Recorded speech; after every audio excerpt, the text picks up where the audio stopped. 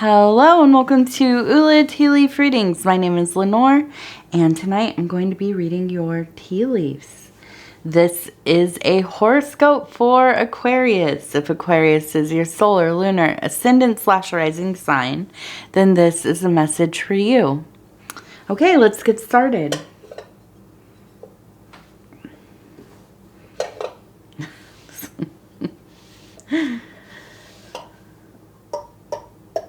All right, let's see what these tea leaves have to say.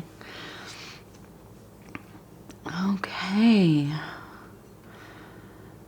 So I hope you all are doing well. As I am recording this, it's Sunday evening, but not the end of the weekend because it is a holiday weekend. So it feels like it keeps going and going and going. Okay. We have some interesting formations here today. Okay, and I'm just gonna keep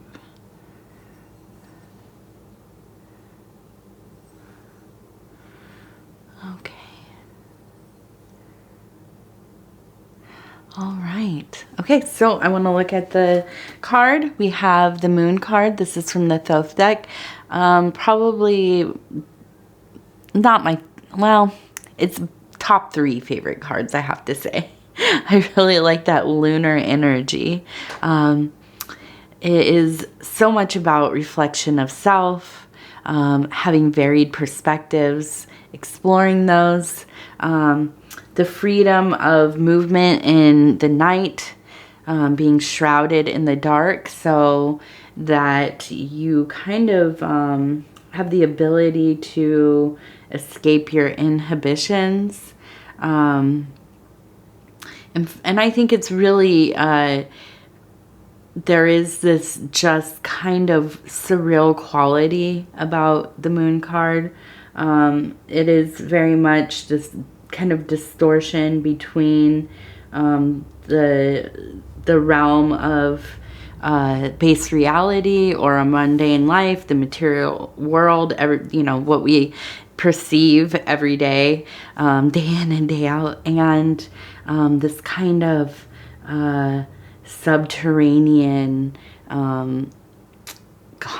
unconscious place that exists within us, and we kind of pass through that sometimes in our dream life vision work when we're very ill, or have near-death experiences, or if we are in the presence of somebody going through that cycle of birth and death. If you have ever been with somebody while they are giving birth, or they're in the process of dying, there's kind of this timeless quality where things feel a bit distorted. It's very present, but it also seems almost kind of,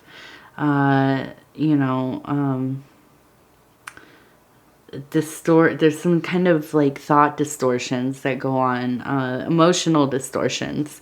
So I feel that that's very much reflected in the Moon card, the lunar card, the La Luna.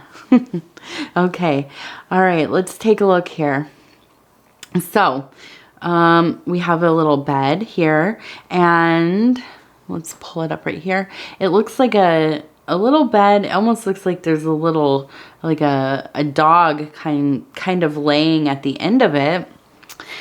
And I feel that you've maybe had some kind of minor illness happening. I don't think that it was anything super serious. Maybe like a head cold, one of these, flus or whatever. So many things going around constantly. And I feel like you had that. It maybe was not super remarkable, but I feel that you're kind of, you just feel kind of spent, worn down. you know, your body is just taking its time to kind of re-energize, recover, and we're in this kind of emotional space here, right on the border of the kind of metaphysical, you know, cosmic consciousness, God zone. And I feel with the dog there, well, with the with the moon card, we have Anubis, and we know that Anubis is a psychopomp, and this is kind of, he's not exactly a dog as we would, like a domesticated dog, more of a jackal, but this is a psychopomp, and this is maybe a deity that shows up to help guide you into the underworld, right? When you have passed away, when you're transcending your physical form. Now, I don't think that's what's happening, but I do think that maybe you had a fever, maybe you've been sleeping a lot, having a lot of vivid dreams. I feel that you are being protected, being watched over, kind of really have a guide through this. Sometimes when you get fairly sick, you don't have to be super sick.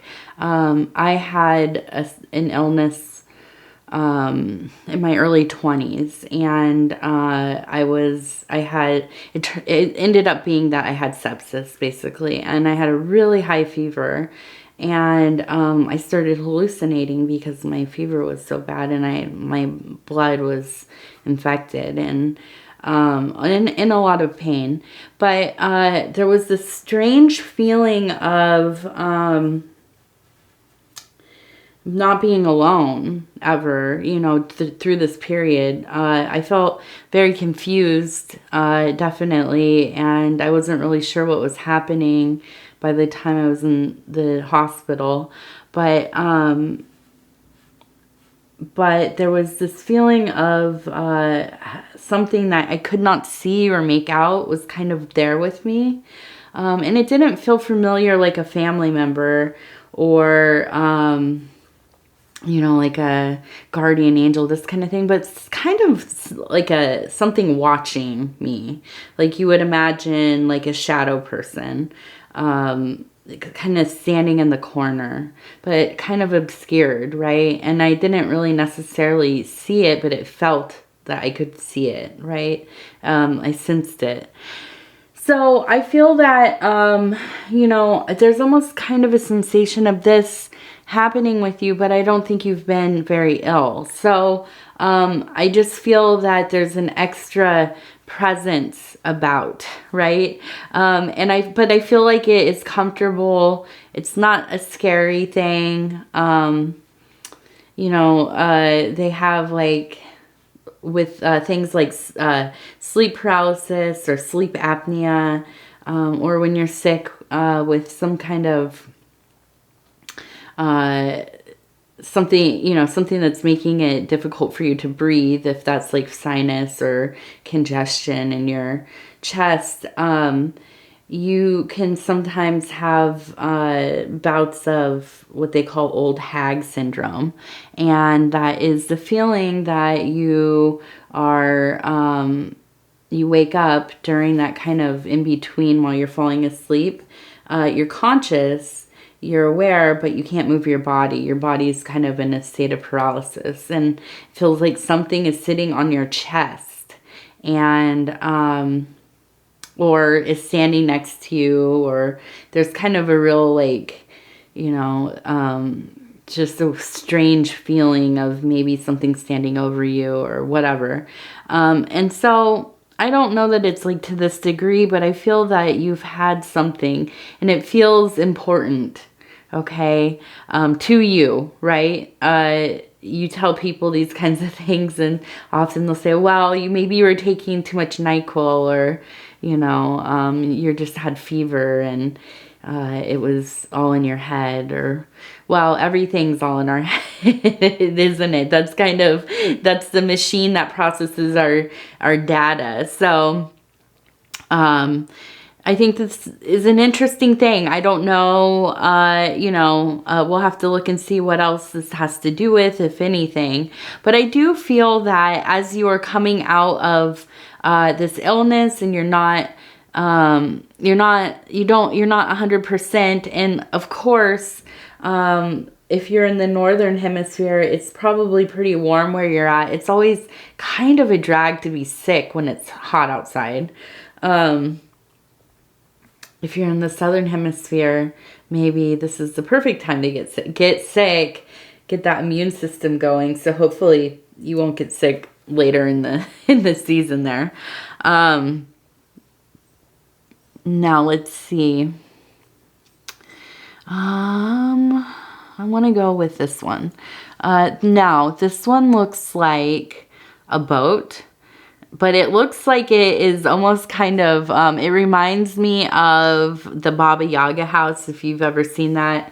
It is a little cabin that has chicken legs. Well, there are in different cultures, different places in the world, obviously houses that are kind of built on these long posts, or they look like stilts kind of. And usually this has to do with environmental factors, flooding, to keep animals away, hopefully, right? Or, I don't even know what else it could be, but mostly I would say it is flooding, maybe deep snow. But in this case, it looks like a boat. So it almost seems like kind of, it's almost like this voyage has happened. The boat has kind of sailed already. There's been a time when you had a great motivation to move around, go see new things, maybe find a place that you want to set your roots.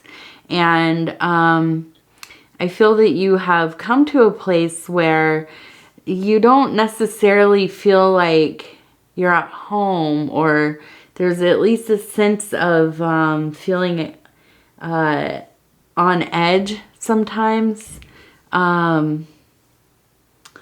Maybe just, I don't know. It's almost like just a feeling, an eerie feeling sometimes.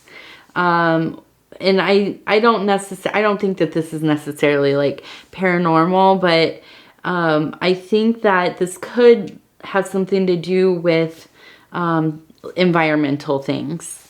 Maybe, well, I've just been watching the news, and I'm from California, so I'm constantly thinking about how many fires are going on on the West Coast. I don't live there anymore, but it affects people from my family and who I've grown up with and things like that. So I am very aware of it, and it's one of those things where it's like it's hard to pick up and move away when you've had generations of people who have lived in the same area.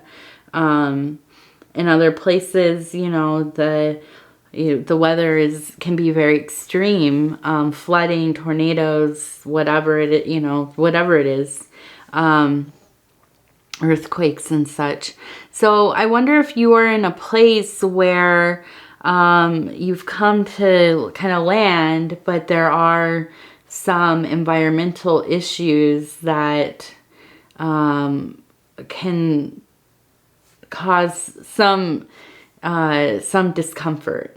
And even for me, like I moved up to the north, and thankfully I really love cold winters, but there are plenty of people that I've met over the years who have moved up here, and they have all of the best intentions, and then they go through one winter and they pick up and move. It really, you can't really know how you're going to react to, and the same goes for moving to like you know, a really hot place, or a place that has like a tropical climate where it's, oh, I like the heat, but do you like the heat that is humid?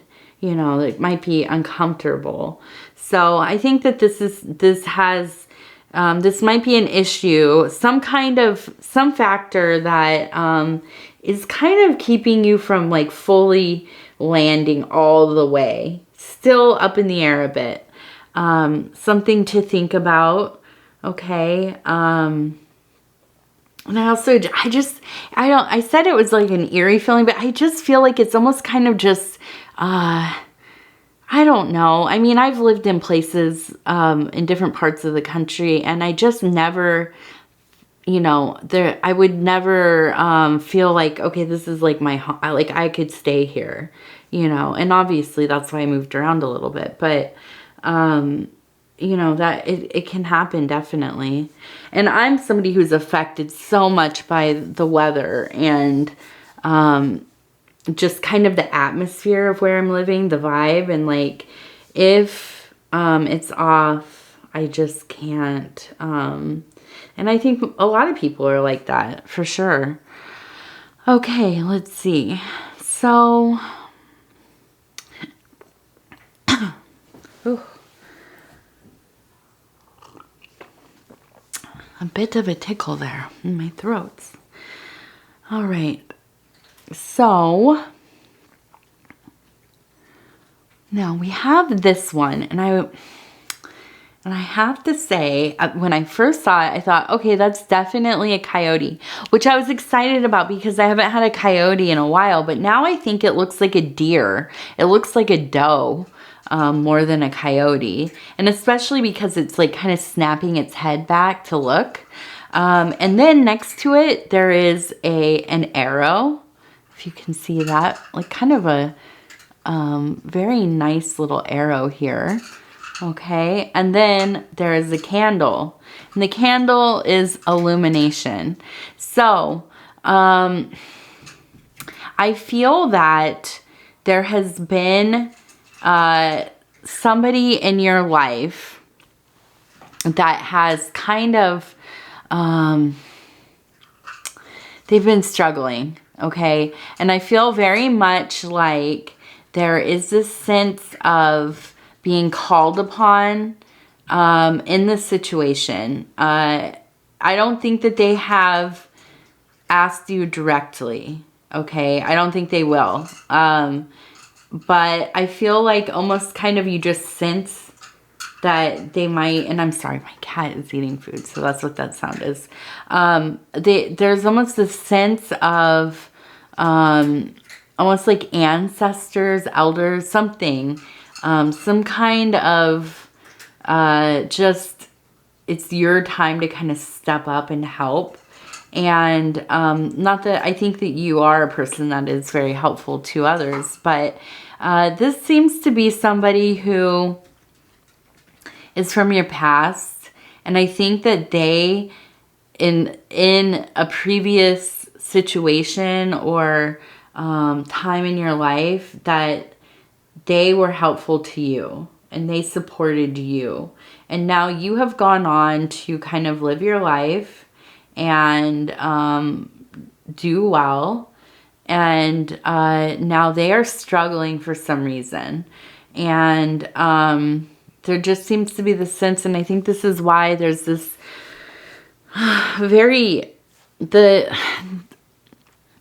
the deer is a very graceful, very spiritual, sacred being, okay? The symbolism is very much tied to the soul. This is a very kind of within the deep forest, right? When you catch a glimpse of a deer, this is a sacred moment. I feel that this is very much tied to kind of your energy. I feel like you are a person who has overcome a lot. You might be a little bit like you tiptoe through situations where you are being kind of perceived by other people, but you're very graceful. You don't like to leave too much of yourself spread around. And when you let yourself be seen by somebody, it is a deep kind of connection. Okay, so I do think that there's a sense of, with the arrow, kind of this almost like circular kind of cycle happening, where it's, you know, it's kind of time to step up for this person. And I think that you definitely already would do that without question. And with the candle and the illumination, I think that this is really going to be a situation where they're going to need your, I feel that you're a really greatly honest person, okay? You have a lot of integrity. And they really need somebody to be in their life to speak honestly, openly, but with care. Okay, gracefully, with empathy. And I think that you have the ability to do all those things. I don't think that you're going to lie, sugarcoat, or omit. Okay, but I think that you have this ability to communicate in such a way that makes people feel heard and understood and not judged. So I think that this is going to be something that's so helpful, important, maybe even will, you know, I mean, might save their lives, okay? Now I want to look at this one here.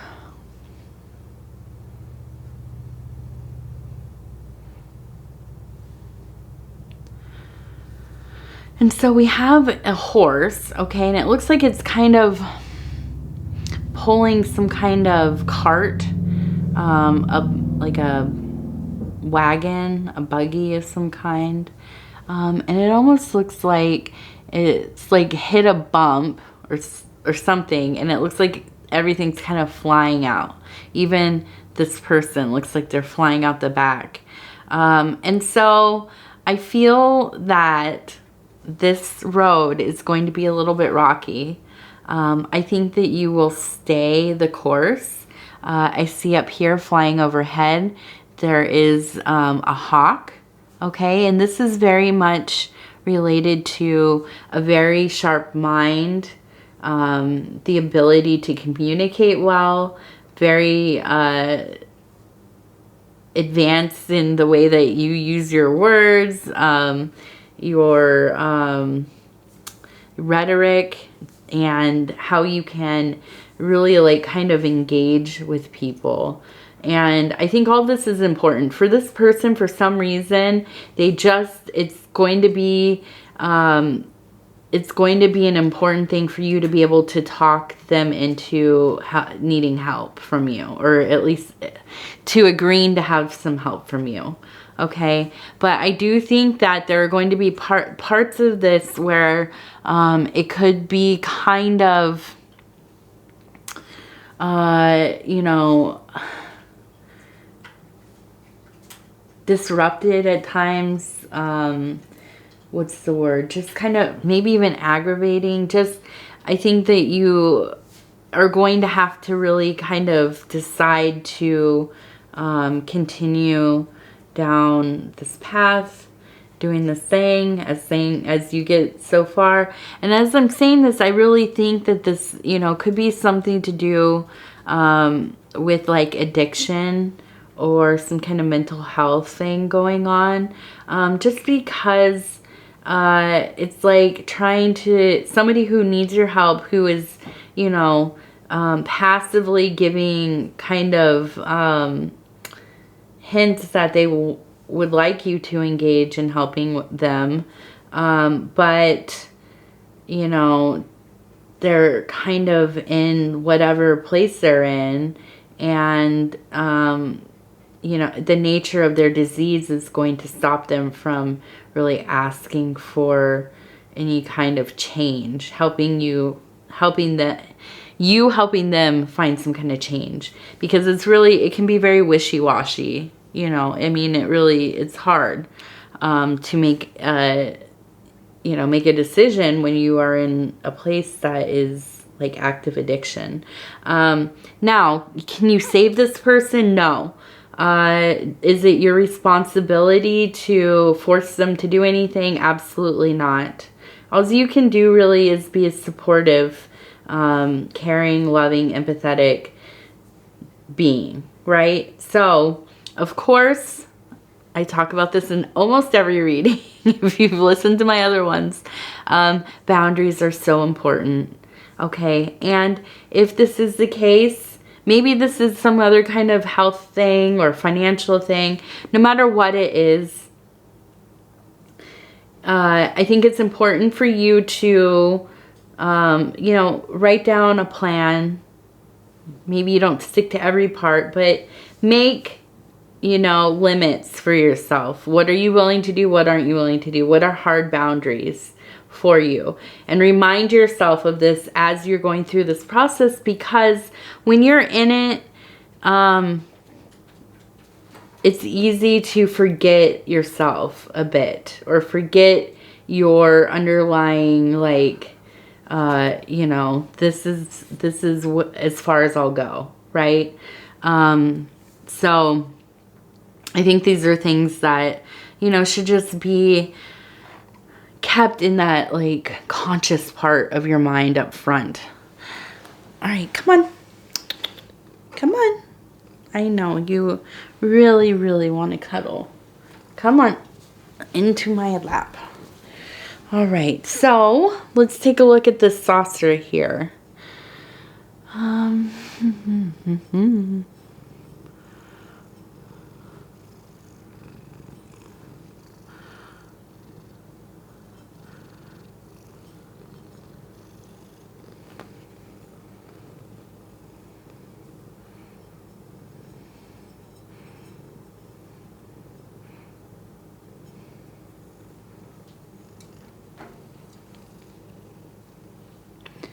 Okay, so I'm seeing that we have an M.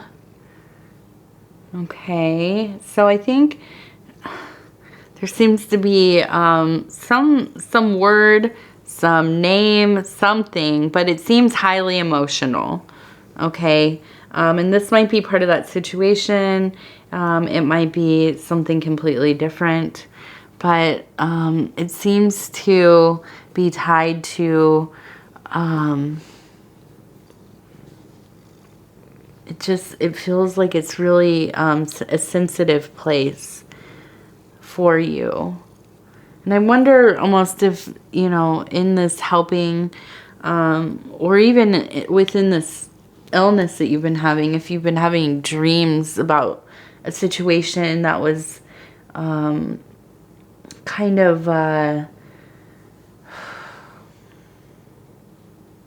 maybe kind of traumatic, or at least left quite an impression on you.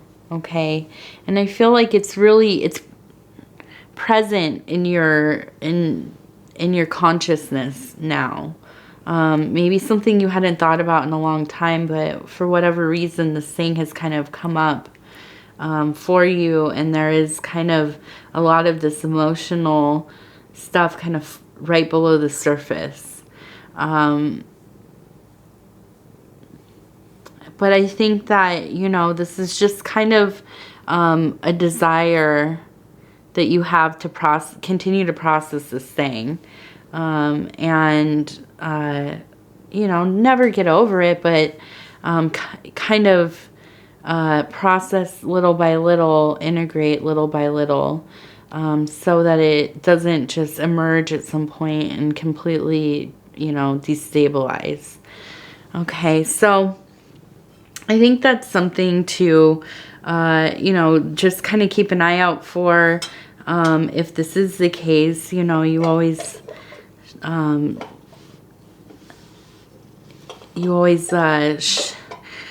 hopefully should have some kind of support system, or, you know, like I've talked about in other readings, and I'm going to get too far into it because we're getting towards the end here, but just having kind of and I say that everybody should have one of these. I don't care if you have, you know, trauma, like from the past, if you have mental health things that come up for you, addiction or any of the, but that's where I learned about this, is through mental health and therapy, being in therapy and stuff. But having a crisis plan set in place, and this is kind of just writing out a plan of how, if you get into a situation where you're feeling mentally unwell, if, you know, you just are beside yourself, you don't know what to do, it's hard to kind of navigate through the thinking of things,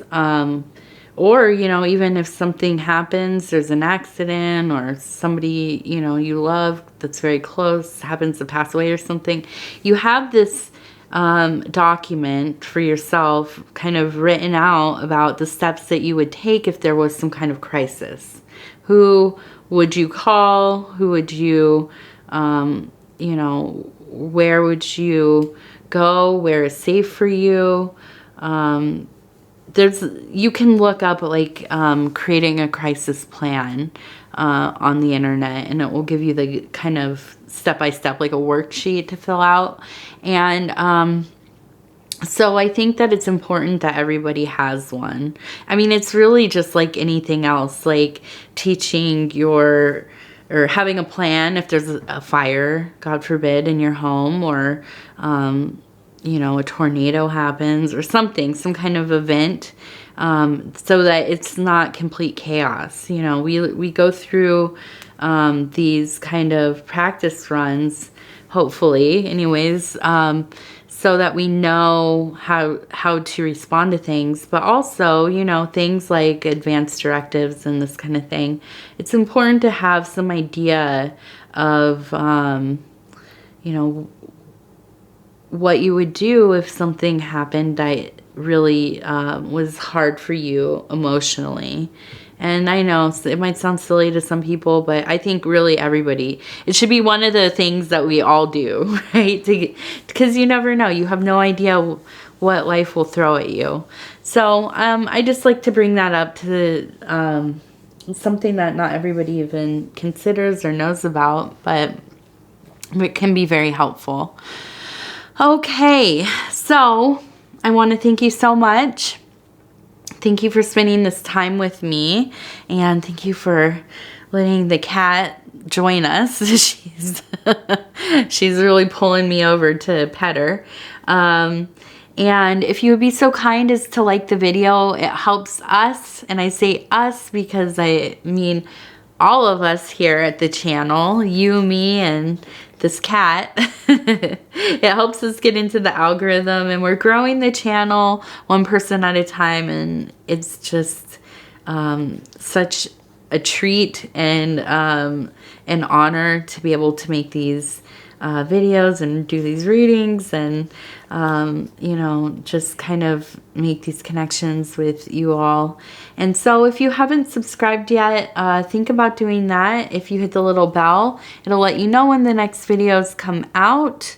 Other than that, if you want to leave a comment, I read every single one of them, and you know, a lot of them are the reason I keep doing these, because you all are so kind, so loving, so open, so vulnerable, sharing your stories with me, and it really makes me want to continue to do these. So I want to thank you, and we will talk again real soon, Aquarius.